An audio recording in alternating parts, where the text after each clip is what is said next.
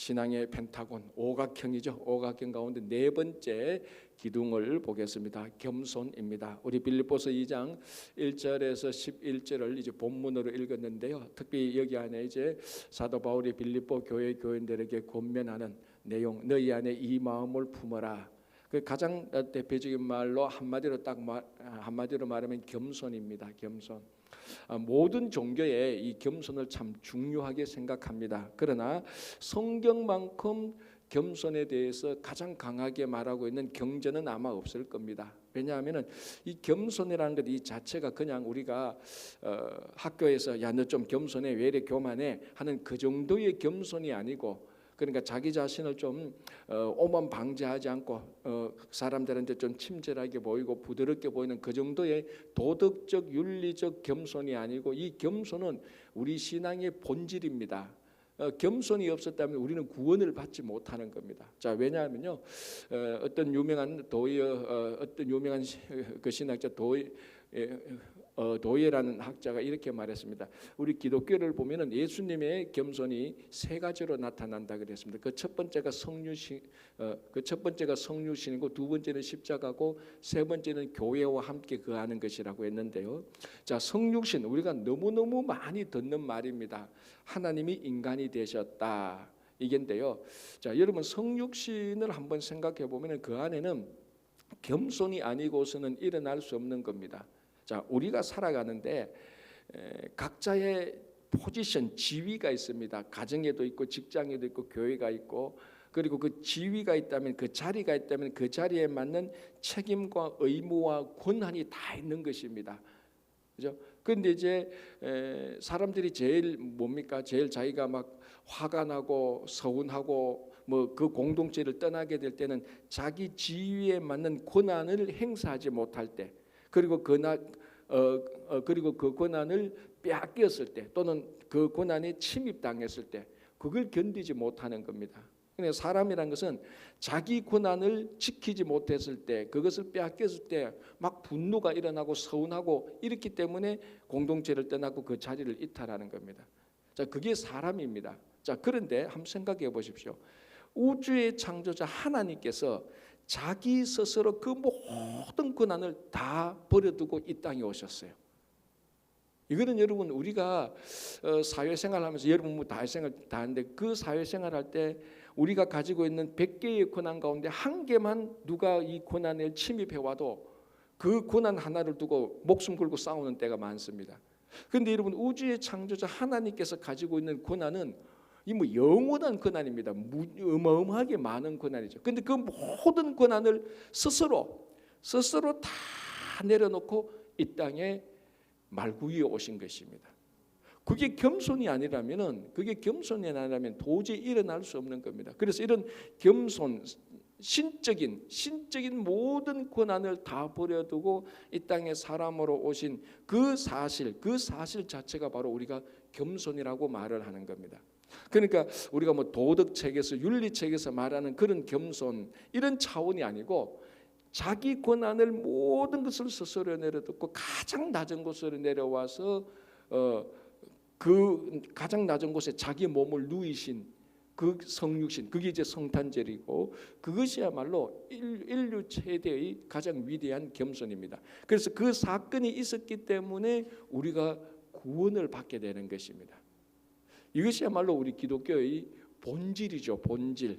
뭐 있어도 좋고 없어도 좋고가 아니라, 이게 없으면 우리는 안 되는 거예요. 이 겸손이 없으면 우리는 구원을 받지 못했던 겁니다. 예수님께서 이 땅에 오지 못했으니 우리가 어떻게 구원을 받겠습니까? 그러니까 우리가 기독교 신앙, 그러니까 예수를 믿기 시작한다면은 우리 안에는 반드시 서서히, 정도의 차이는 좀 있겠지만 서서히 겸손하는 모습이 나타나야 되는 겁니다. 그래서 우리는 내 고난이 좀 침입당하고 좀 그랬다 그러더라도 주님을 생각하고 십자가에 그 예수님께서 이 땅에 오신 것을 생각하면은 충분히 우리는 그것을 위로받을 수 있고 겸손해질 수 있는 것입니다. 자, 두 번째 겸손이 그 두 번째 겸손이 무엇이라고 말했는가 하면, 아까 말했듯이 십자가의 죽으심입니다. 십자가의 죽으심. 자, 십자가의 죽으심은 글자 그대로 고통과 수치입니다. 말할 수 없는 고통이죠. 육체의 고통이죠. 그리고 말할 수 없는 수치입니다. 자존심 상하는 거죠. 맹해가 다 한순간에 다 무너지는 겁니다. 여러분 특별히 수치 문화, 체면 문화가 이스라엘도 그렇고 우리도 그렇지 않습니까? 그래서 우리 체면 문화에 우리는 굉장히 예민합니다. 내 체면이 좀 손상되었다. 그거는 내 어떤 물질적인 손상보다 훨씬 더 우리는 그걸 수치스럽게 생각하는 겁니다. 자, 그런데 십자가에 달려 돌아가신 것은 수치 중에 수치였지 않습니까? 우리가 아는 대로. 왜냐하면 그거는 저주의 신에게 저주받은 사람들이 죽는 도구가 십자가. 그 당시 이제 나무에 달린 자라 그랬죠. 나무에 달린 자마다 저주를 받은 자니라. 자, 그런데 예수님께서 우리를 구원하시기 위해서 십자가를 지셨단 말이에요. 거기는 멸시와 모멸과 무시와 한평생 쌓아놓은 이 명예가 한순간에 다 사라지는 거예요. 그걸 감당하고 십자가에 달려 돌아가신 게 그 본질이 겸손이라는 겁니다.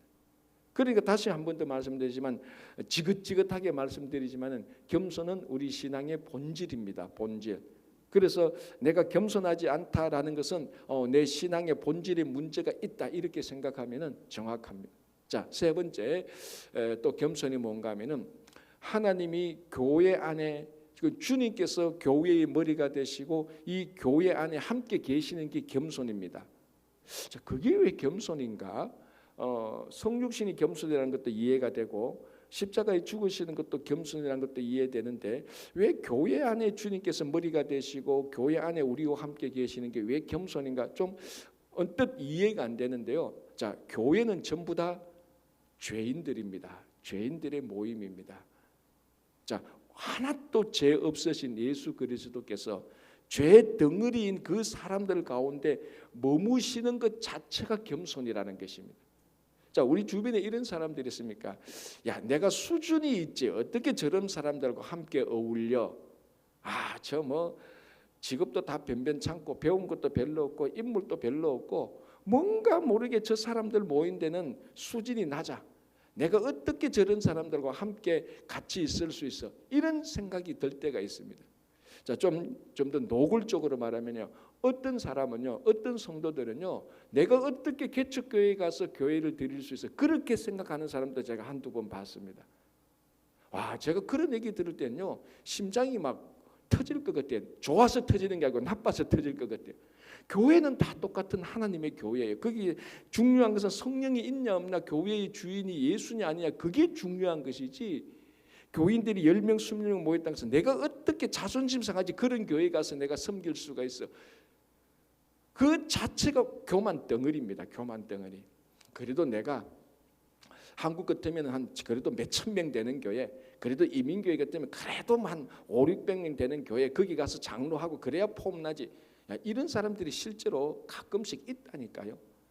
전 노예 가보면요, 가끔씩 그런 사람들이 보여요. 그럴 때는 목사로서가 아니라 같은 신앙인으로서 참 마음이 아파요. 어떻게 저 사람은 저렇게 서포일됐지? 지금 저 사람이 저렇게까지 누가 가르쳤지? 목사로서 어떤 목사님이 도대체 어떻게 가르쳐 저렇게 오만방자 그런 생각이 들 때가 있어요. 자, 무슨 말인가 하면은 어떤 사람들은 그렇게 낮고 작고 미천한 사람들과 함께 머물 수가 없는 그 사람들과 함께 말을 섞는다는 것 자체가 자기 자존심 상한다고 생각하는 사람들이 있어요. 그런데 예수님께서 우주의 창조자 예수님께서 완벽하신 예수님께서 죄인들이 모인 교회에 함께 거하고 있다는 겁니다. 머물고 있다는 거예요. 그건 겸손이 아니지만 일어날 수 없는 겁니다. 내가 어떻게 저 사람들하고 같이 이 사람들하고 내가 저 사람들하고 같이 있다는 것 자체가 내 수준을 떨어뜨리는 것이 그게 겸손이라는 겁니다. 그게 교만이라는 거죠. 자, 예수님께서 이 땅에 오셔서 창기들과 함께 있었어요. 세리들과 함께 있었단 말이에요. 특히 우리가 삭개오 알지 않습니까? 삭개오는 그 마을에서 사람들이 전부 다 돈은 있었지만 사람들이 다 손가락질하는 사람이었는데 예수님께서 그 여리고성에 들어가셔서 누구보다도 삭개오와 함께 있었습니다. 사람들이 다 수건댔지 않습니까? 예수님께서 몰라서 그렇지 삭개오가 어떤 사람인 줄 알았다면 저 집에 들어가지도 않았을 것이다. 어떻게 예수님께서 저 집에 들어갈 수 있을까? 그 당시 예수님이 이제 막 인기가 있고 사람들한테 존경받는 최소한 선지자급은 됐거든요. 최소한 선지자급이 되는 사람은 저런 집에 들어가서는 안 되는 거예요. 그럼에도 불구하고 예수님은 그 여리고성에서 유일하게 그 집에 들어가는 겁니다. 이게 겸손이 아니면 그 집에 들어갈 수 없는 거죠. 그래서 예수님께서 교회 안에 함께 머물고 있다는 것, 우리와 같은 죄인들과 함께 머물고 있다는 것이 겸손이다, 이렇게 말을 한 것입니다.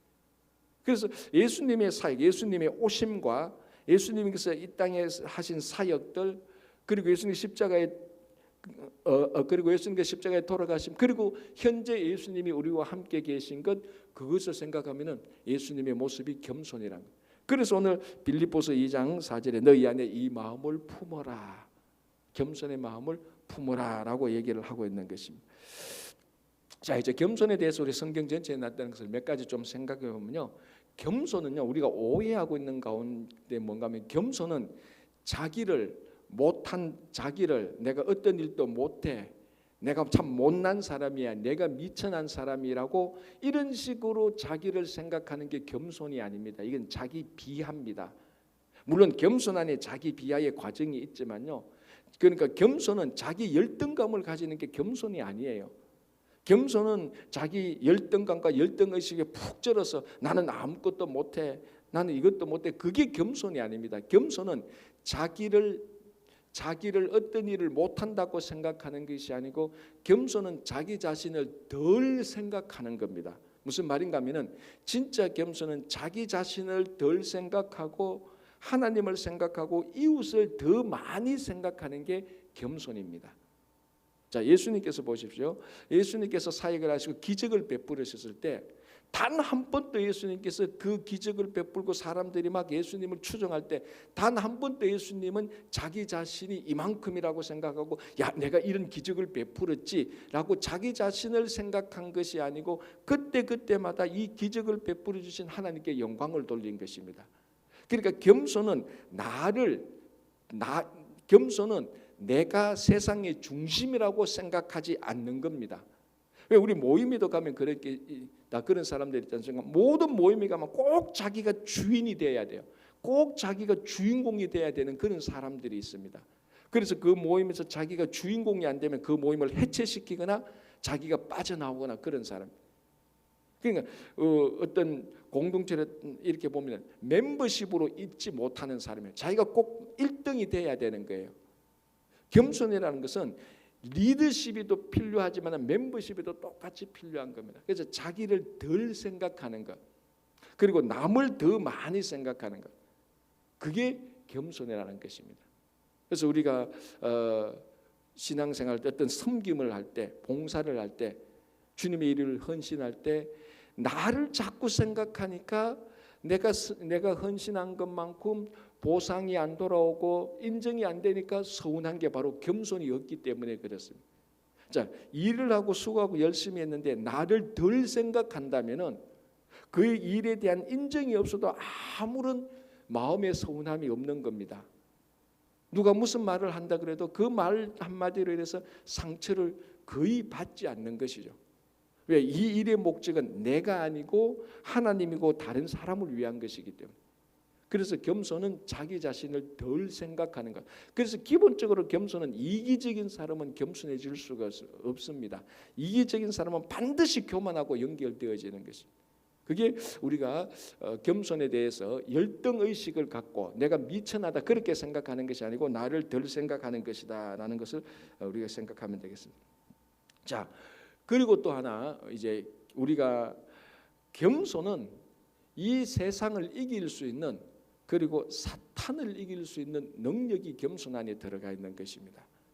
자, 제가 좋아하는 이제 예화들이 몇 개 있습니다. 그 중에 겸손에 대해서 참 좋아하는 예화가요, 이런 일입니다.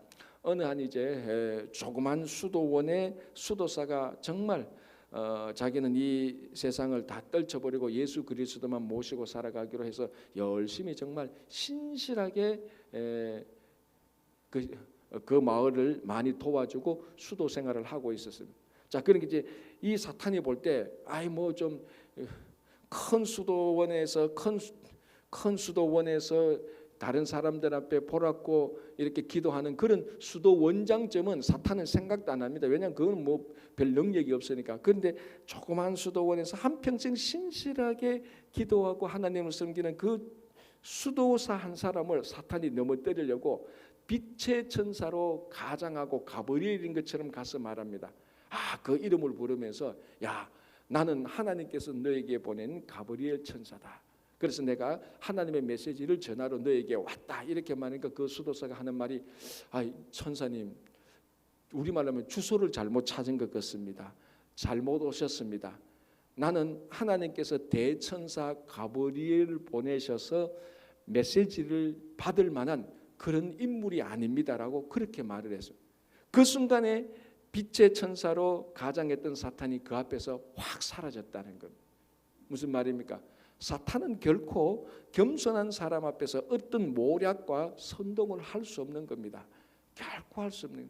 그래서 우리 성도의 능력 가운데 우리가 꼭 가져야 되는 몇 가지 능력이 있는데 그 중에 하나가 겸손의 능력입니다. 우리는 세상에 나가서 다른 사람보다 더 파워 있고 세상에 권력이 있고 세상에 높은 자리가 있어서 그런 것들을 통하여서 세상에 능력을 드러내는 게 세상의 능력을 가지는 것이 아니고 우리는 주님께서 가지고 계신 주님의 삶 그 자체에 겸손으로 살아갈 때 사탄을 이길 수 있는 것입니다. 여러분, 사탄이 뭐 칼로 이길 수 있는 게 아니지 않습니까? 물질로 이길 수 있는 게 사탄이 아니십니까? 오히려 칼과 물질과 권력으로 사탄을 대항하려면 오히려 더 사탄이 더 말릴 수가 있습니다. 사탄을 이길 수 있는 것은 겸손입니다. 또 한 번은 사탄이 유명한 수도사 마카리우스를 싸워서 이기려고 했습니다. 그래서 이 사탄이 마카리우스 앞에 가서 이기려고 탁 하는데 그 마카리우스 빛이 확 번져나가서 오히려 더 자기가 튕겨나가 버렸습니다. 그래서 이 사탄이 생각합니다. 아니, 이 우리가 말하는 대로 이 마카리우스 도대체 무슨 능력이 있어서 나를 튕겨내지? 아니, 저 마카리우스가 금식할 때 나도 기도하고, 저 마카리우스가 사람들 도와줄 때 나도 그 도와주고, 저 마카리우스가 기도할 때 나도 할 수 있는데 내가 왜 저 마카리우스한테 못 이기지? 그렇게 조사를 두고 보니까 딱 하나입니다. 하나님 앞에 겸손이라는 거죠. 그 수도사가 하나님 앞에서 겸손할 때 사탄은 기본적으로 겸손이 안 되는 겁니다. 그래서 이 칼을 들고 사탄이 마카리우스를 죽이려고 하는데 빛이 나서 뒤로 물러갔다는 그런 뭐 이제 수도사들의 검은 에피소드 내용들이 있습니다. 그게 사실이냐 아니냐고 중요한 거 그 안에 담겨지는 본질이 중요한 거죠. 여러분, 우리가 다 사탄을 이기고 싶지 않습니까? 그래서 사탄은 물러가라고도 고함도 지르기도 그렇게 하고 우리가 기도도 그렇게 합니다. 그런데 우리 마음속에 교만이 있는 한요, 교만한 마음이 있는 한 백날 기도해도요 사탄은 물러가지 않습니다. 그 교만한 마음을 가지고 백날 찬송해도요 하나님께 그 찬양이 올라가지도 않고 사탄도 끄떡도 하지 않습니다. 그러나 좀 음이 털려도 말을 더듬거려도 사람들 앞에 큰 인기를 가지지 못해도 정말 오늘 그리스도 너희 안에 이 마음을 품으라는 예수 그리스도의 마음을 품는다면요 사람들은 무시할 수 있을 거예요. 좀 겸손한 사람들을. 교만한 사람들은 겸손한 사람 무시할 수 있을 거예요. 결코 사탄이 무시하지 못하는 사람은 겸손한 사람들입니다. 자기가 잘났다고 막 오만 방자하죠. 사탄은 그런 사람 끄떡도 안 한다는 거, 눈치도 안 준다는 거. 왜? 다 사탄의 편이니까.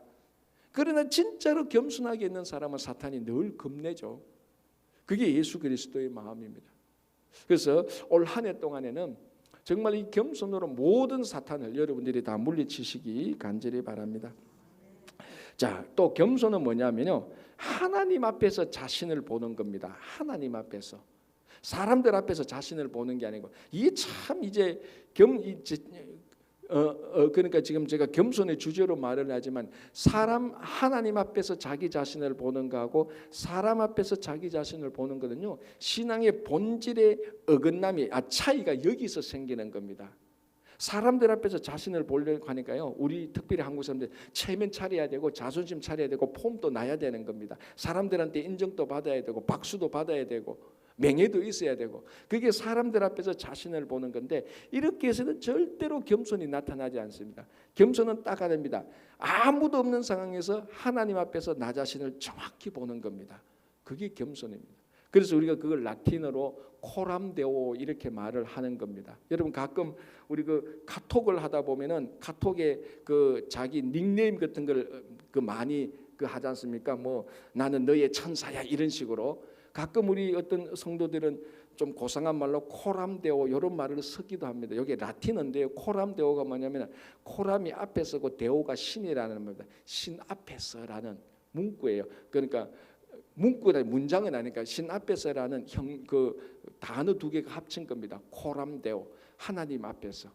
그러니까 무슨 말을 하든지 하나님 앞에서 말을 하는 것처럼 무슨 일을 하든지 하나님 앞에서 하는 일, 하나님 앞에서 일을 행하라는 그런 자기 신앙의 모토죠. 참 좋은 모토죠, 그죠?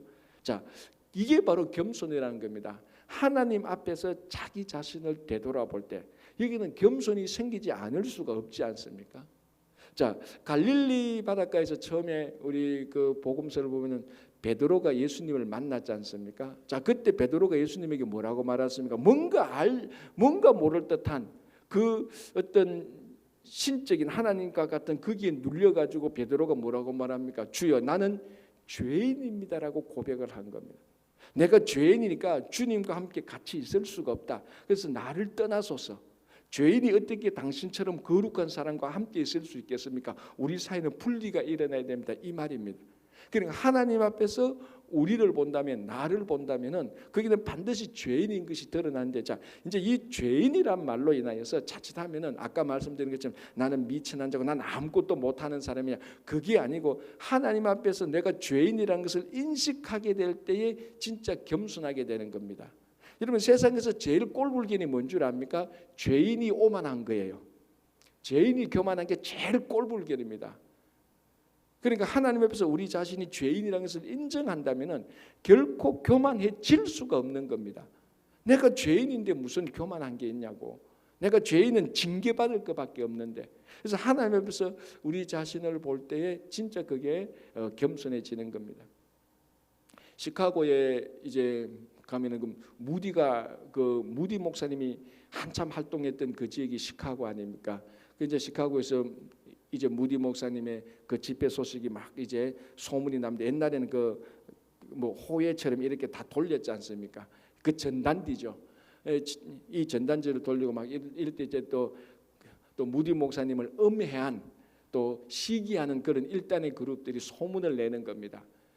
무디 목사님은 마치 자기 자신을 드러내기 좋아하고 뭐 집회하는데도 보라고 겸손히 안 하고 전단지도 뿌리고 형편없는 사람이야. 그 사람 몰라서 그렇지. 그 사람이 얼마나 나쁜 사람이고 교만한 사람이고 막 이렇게 얘기를 하면 험담을 합니다. 저 그러면 돌고 돌아서 무디 목사님한테 들어오지 않습니까?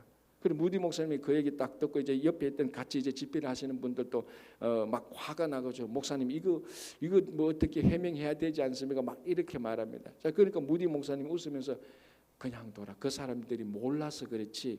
나는 그 사람들이 말하는 것보다 훨씬 더 나쁜 죄인이다. 그렇게 말했어요. 그리고 옆에 있는 사람이 깜짝 놀랐어요. 아니 목사님이 뭐 잘못한 게 있느냐고. 이게 전부 다 거짓말입니다. 전부 다 목사님이 언제 뭐 집회할 때 뭐 이런 거 다 했으니까. 그러니까 이 무디 목사님이 했답니다. 아니야. 하나님이 나를 볼 때는 여기에 적힌 것보다 훨씬 더 죄인이야. 저 사람들이 나를 몰라서 그렇다고. 사실은 이거보다 더 죄인인데 요것밖에 안 쓰니까 놔두라고. 그렇게 했다는 유명한 에피소드가 있습니다. 자, 여러분 한번 생각해 보십시오. 정말 우리가 하나님 앞에 서면은 지금 사람들이 우리를 직장에서나 세상에서나 어떤 종류의 사람들이 우리를 비방하고 또 그리고 지금까지 비방받아 온 적이 다 있지 않습니까? 오해받은 적이 다 있지 않습니까? 자, 그럴 때 어떨 때는 화가 나죠. 자, 그러나 그때 나 자신을 하나님 앞에 세워놓고 보면요, 지금까지 어떤 비방을 했던 것보다 우리는 하나님 앞에 서면 더 죄인이에요. 우리가 지금까지 받아왔던 비방과 욕보다 하나님 앞에 서면 지금보다 욕과 비방을 더 많이 받아야 되는 것이 사실입니다. 그걸 인정할 때에 진짜 겸손이 시작되게 되는 겁니다. 그래서 겸손이라는 것은 하나님 앞에 나 자신을 딱 하나님 앞에 나 자신을 딱 세우고 보면요, 자동적으로 겸손해지는 겁니다. 그러니까 사람이 오만 방자한 것은요, 말로는 하나님 앞에서 말하는데 하나님 없이 말하는 거예요. 그리고 어떤 성도라는 분이 하는 일과 비즈니스와 그리고 그분들의 행동을 보면요, 하나님 앞에서는 도저히 할 수 없는, 그러니까 세상에 말하고 똑같이 그렇게 되는 것입니다. 그 겸손이라는 것은 정말 우리가 하나님 앞에서 자신을 세워 놓는 것입니다. 그리고 내 말과 행동과 내 심령을 살펴보면 자동적으로 겸손하게 되는 겁니다. 자, 또 하나 겸손은 뭐냐면은 우리 삶을 통하여서 주님을 드러내는 것입니다. 이거는 의도적으로 그렇지 않아도 돼요. 진짜 우리가 겸손해진다면 우리 자신을 통해서 하나님이 나타나는 겁니다. 자, 예수님을 보십시오.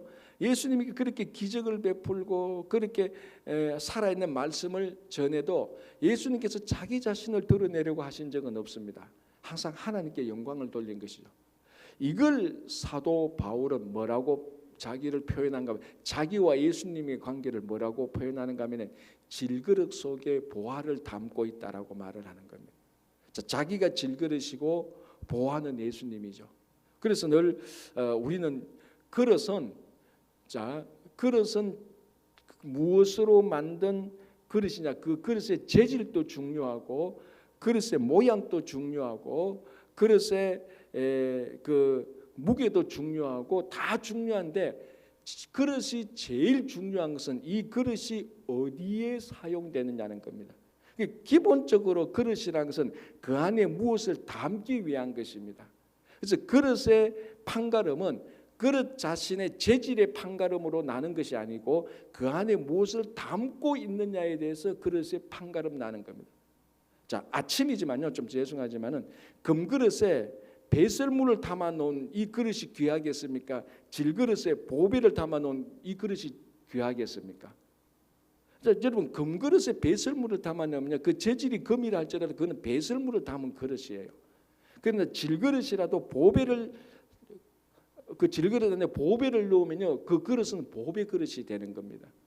그걸 사도 바울이 알았기 때문에 질그릇, 그런 흙그릇, 가장 낮은 그릇 아닙니까? 가장 수준이 떨어지는 그 그릇에 가장 귀한 보배를 담고 있다. 그렇게 자기 자신을 표현한 겁니다.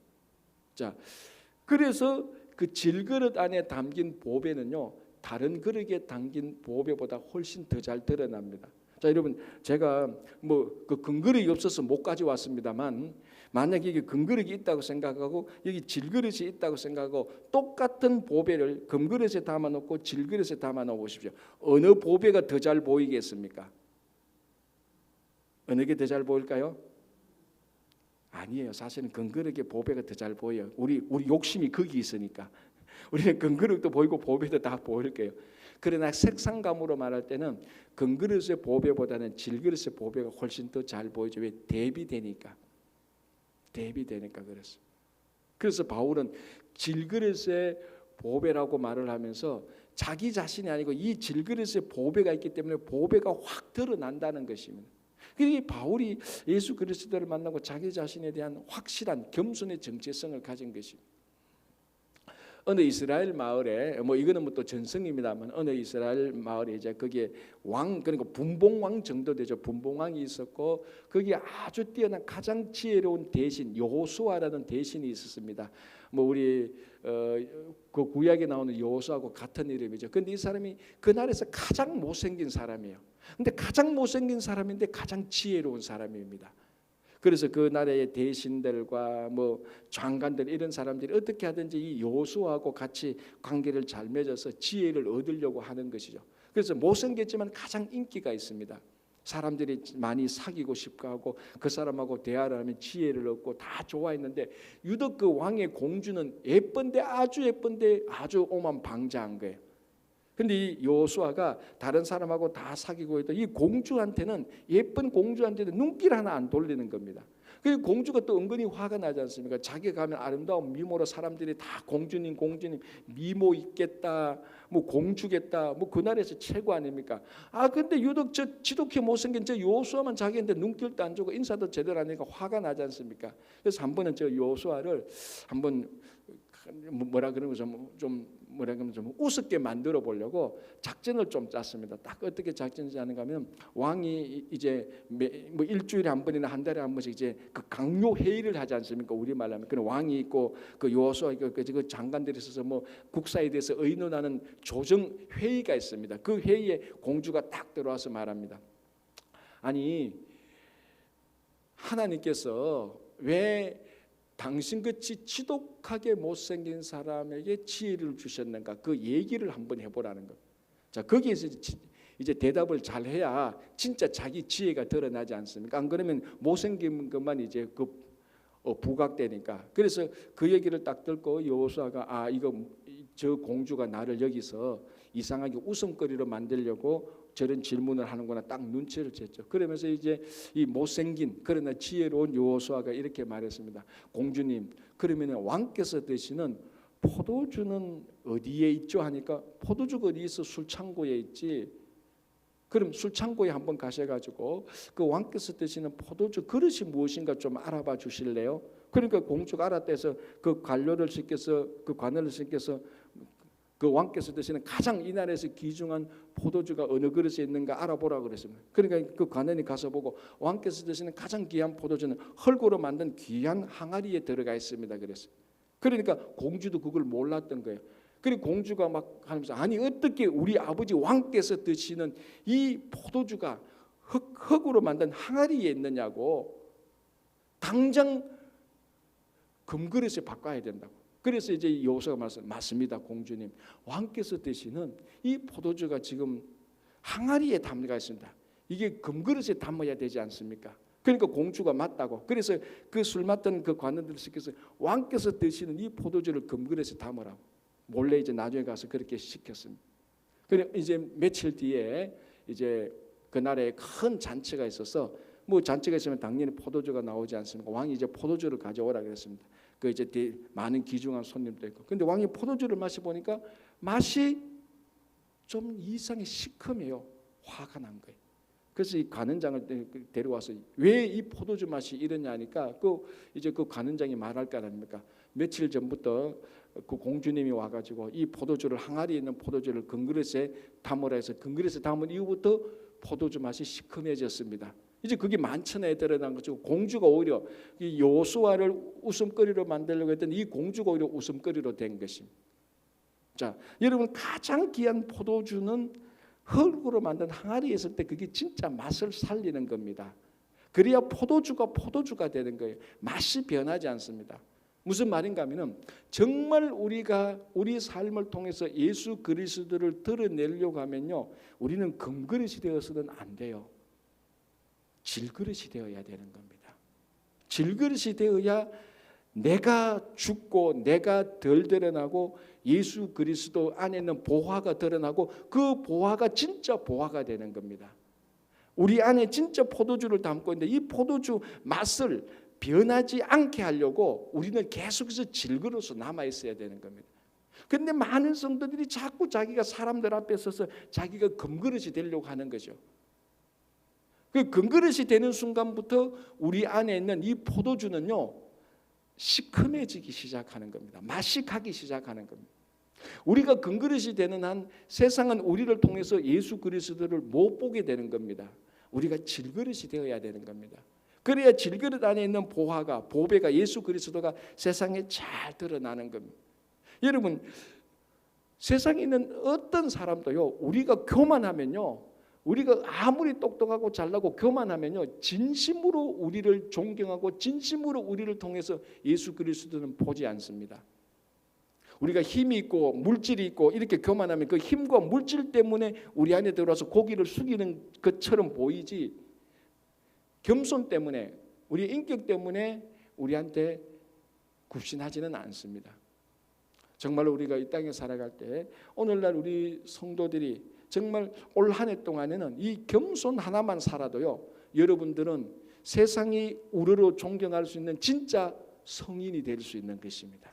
진짜 성인. 이건 교만한 성인이 아니고 진짜 사도 바울이 고린도 교회나 빌립보 교회나 에베소 교회에 진짜 말했던 성도가 되는 겁니다. 이거 하나만 가지고 있어요. 그래서 올 한 해 동안 여러분 우리가 이 5가지 기둥 가운데 오늘 4번째 기둥, 이 겸손, 이 겸손의 기둥을 끝까지 붙들고 여러분들의 겸손을 통해서 예수 그리스도가 온전히 세상에 드러나기를 간절히 바랍니다. 기도하겠습니다. 하나님 아버지 감사합니다. 우리가 약간만 능력이 있어도, 약간만 사람들에게 인정받아도 겸손 대신에 오만 방자하고 교만하고 다른 사람을 하대하고 우리의 말과 행실이 무례해지기 십상입니다. 주님, 오늘 저희들 한 해를 시작하면서 너희 안에 이 마음을 품으라, 곧 예수 그리스도의 마음인데, 아버지 하나님, 예수님께서 하늘의 모든, 우주의 모든 고난을 스스로 제안하시고 스스로 내려놓으시고 이 땅에 오신 것을 우리가 기억하며 십자가에 달려 돌아가신 것을 기억하며 죄인들 가운데 우리와 함께 있는 것을 기억하며, 주님, 우리도 그 주님의 마음을 본받아 살아갈 수 있도록 도와주시옵소서. 우리의 말이 낮아지게 하시고 우리의 행실이 겸손해지게 하여 주시옵소서. 그래서 세상이 교회와 성도들을 볼 때 이 교회와 성도들을 통하여서 우리 안에 있는 보배로운 예수님이 온전히 드러나게 하여 주시옵소서. 주님, 올 한 해 동안 모든 성도님들의 가정과 건강과 일터와 우리 자녀들을 지켜주시고 특별히 우리 어르신들 늘 노년에 행복하게 하나님 잘 섬기게 하여 주시옵소서. 지금 병중에 있는 모든 한우들을 주님께서 위로해 주시고 치료하여 주시옵소서. 오늘 때 이 아침에 올려드리는 모든 기도를 하나님께서 다 들어주실 줄 믿고 감사하오며 예수님 이름으로 기도합니다. 아멘. 자, 이렇게 기도하시고 돌아